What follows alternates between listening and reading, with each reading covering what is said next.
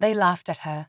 Industry veterans, seasoned engineers, and even close friends dismissed her design as impossible. Some called it a floating fantasy. Others said it looked like a spaceship that had lost its way.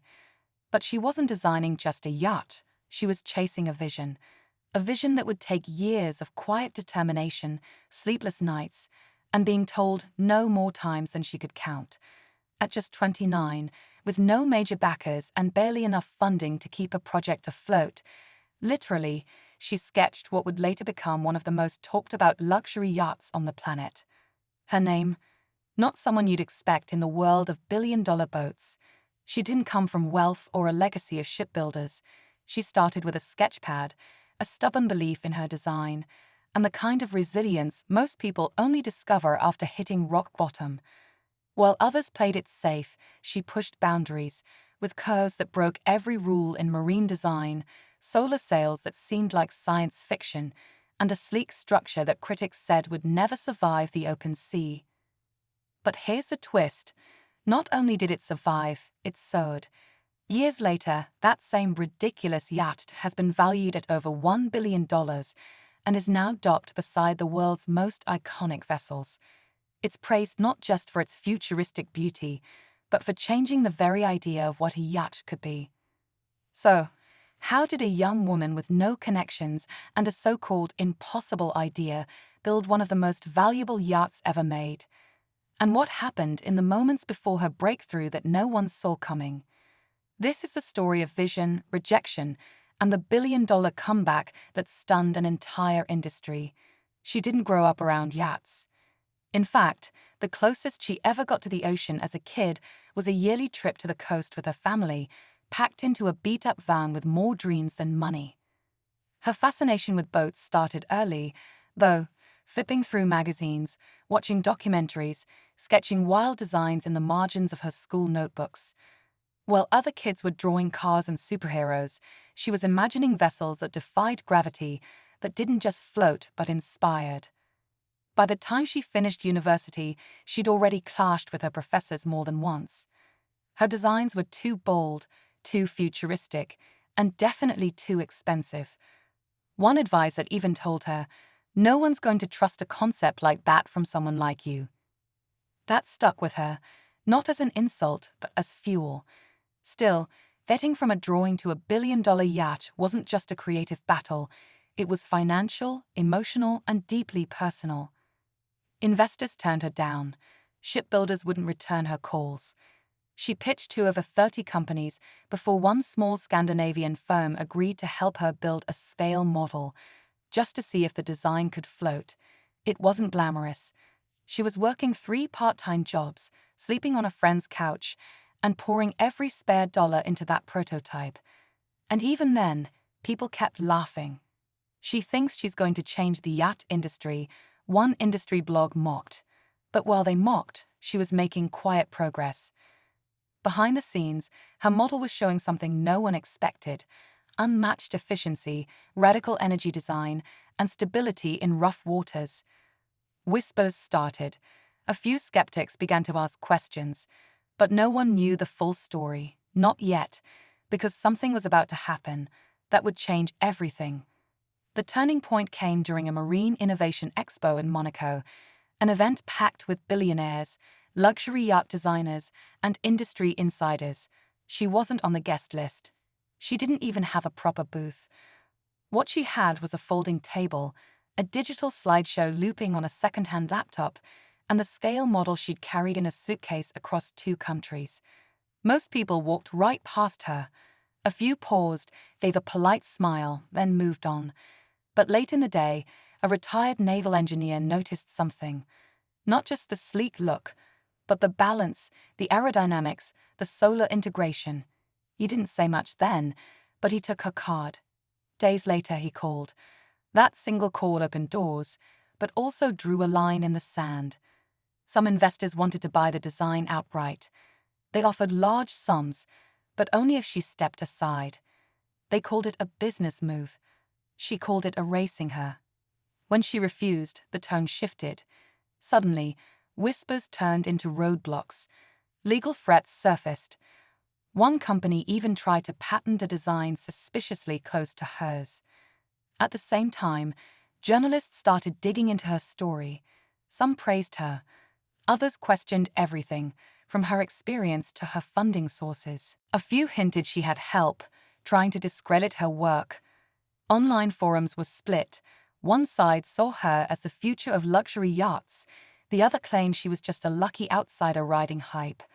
All of it weighed on her. Meanwhile, behind closed doors, a quiet bidding war had started. Several private buyers, names no one dared say out loud, was circling. But the yacht wasn't finished. The full-scale prototype still needed funding. Every day, the pressure mounted. Every call, every delay, every doubt. It all pushed her to a breaking point. And then, just as hope seemed out of reach, something unexpected happened. It started with a leak, an internal photo of her unfinished yacht design, posted anonymously on a high-profile yacht forum. The image showed just enough to stir chaos. Within hours, it was everywhere. Some thought it was a PR stunt. Others believed a rival company had planted it to sabotage her progress.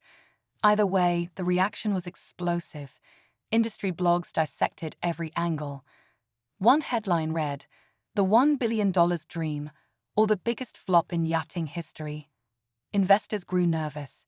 Rumors spread that she was out of money, that the build had stalled, that the design had structural flaws. Behind the scenes, she was in crisis mode. Suppliers delayed shipments, a partner dropped out, and the shipyard building her prototype threatened to halt construction unless she came up with more funds immediately. The clock was ticking, and the yacht, now halfway complete, stood like a ghost in a dry dock, its futuristic frame exposed under scaffolding. Every delay risked not just money, but credibility. Her name was now attached to a project people were betting against. But even in the chaos, something else was happening. A quiet supporter, someone high-profile, incredibly private, reached out, no promises, just a meeting. She flew across the world, unsure if it would change anything or be another dead end. In that meeting room, overlooking a harbor lined with super yachts worth hundreds of millions, she pitched her design one last time. Not from desperation, but with every ounce of belief she still had. And while that meeting could change everything, another threat was closing in. A major competitor, one with deep pockets and powerful lawyers, filed a claim saying her design was based on shared intellectual concepts. It wasn't just an attempt to stall her, it was a direct attack. Now, she wasn't just racing to build a yacht. She was fighting to prove she had the right to build it at all. Just when she thought the legal battle was her biggest threat, another twist hit, this time from within her own circle. An early collaborator, someone she'd trusted since the prototype days, came forward claiming partial ownership of the design. He said he had helped shape the energy system that powered the yacht's cutting-edge hybrid propulsion. On paper, his contribution seemed small, but in the eyes of the court, it was enough to delay everything. Construction froze. The shipyard locked the project behind legal orders. Headlines now read, $billion yacht caught in ownership dispute. Asterisk. Behind closed doors, she was devastated. This was someone she'd stayed up with, working late, eating takeout on the shop floor. She had shared her vision openly, never imagining it would be turned into leverage. He wanted equity, or he'd testify for the rival company that had already accused her of design theft. She couldn't believe it. What started as a dream was turning into a legal nightmare. Meanwhile, the media frenzy kept growing. Everyone wanted a piece of the story, interviews, exclusives, documentaries. But no one knew the full truth. Not the pressure she was under, the people she was trying to protect, or the deals being negotiated in silence. And yet, in the middle of it all, something incredible was happening. Her unfinished yacht, still dry-docked, was drawing global attention. Designers were calling it revolutionary. Environmental groups praised its sustainable energy systems, and luxury yacht buyers, they were now quietly asking when they could place an order. The stakes couldn't have been higher. With a lawsuit on one side, betrayal on the other, and millions tied up in a vessel no one was sure would ever touch water, she stood at a crossroads. Everything she'd built, every sacrifice she'd made, was hanging by a thread, and the next move would change everything. The courtroom was packed, journalists, investors, lawyers, all waiting to see how it would end. Months of tension had led to this moment. She sat at the front, expression calm but heart racing. The rival company's legal team came in strong, throwing everything they had. Charts, emails, even old design sketches they claimed looked too similar. Then came the collaborator, the one who had turned against her. He took the stand, but something shifted. Under oath and under pressure, he hesitated. Then he said it. She created it. The idea, the design, the vision, it was all hers. A wave of silence swept the room. That testimony turned the tide. The judge ruled in her favor.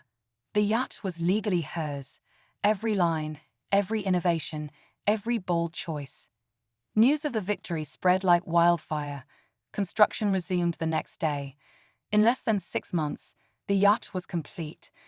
When it was finally unveiled, gliding into the marina with its silent, solar-powered engines and jaw-dropping design, it didn't just meet expectations, it shattered them. Critics who once mocked her now called it the future of luxury yachting. Buyers lined up. Offers rolled in, and within days, the yacht was valued at over $1 billion. But the story didn't end there. Just weeks after the launch, she received an anonymous message, coordinates, a time, and a note that simply read, "*You were never supposed to win." Security tightened. She stayed quiet, focused. But when she traced the source, what she found wasn't another rival. It was a former mentor, someone she hadn't spoken to in years. They had walked away early in the journey, dismissing her dreams. Now they wanted back in. She stood at the edge of the yacht, watching the sunset blaze across the water. She'd won, but the game, it was far from over. She never replied to that message. She didn't need to. The battles were over, the voices of doubt now silent, replaced by admiration and respect. Her yacht, once dismissed as a fantasy, now sailed across the globe, a moving symbol of innovation, sustainability, and sheer determination. It wasn't just a vessel, it was a statement.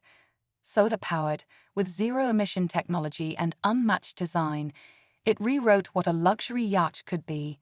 And she, once laughed out of boardrooms, was now being invited to headline global design summits and marine engineering forums. The former mentor never reached out again. Maybe they realized some journeys can't be rejoined once they've been abandoned. As for the collaborator who testified in her favor, he quietly stepped away from the spotlight, never asking for anything more. In her heart, she forgave him, but the trust was gone. Some scars remain, even after the healing. Investors who once ignored her now try to partner with her on new projects. But this time, she set the terms. She launched her own design studio, focusing on sustainable marine tech, mentoring young creators who had bold ideas but no platform, just like she once did. Her story, shared in interviews and documentaries, inspired a wave of independent designers and engineers to rethink the industry. The $1 billion yacht wasn't just her success, it was a reminder that vision matters, that resilience can outlast rejection, and that no matter how many doors close, one breakthrough can open 100 more. As the yacht cut through open waters under a quiet sky, she stood at the helm, not just of a vessel, but of her future. And to those who once said she'd never make it, she never looked back. The ocean ahead was wide open.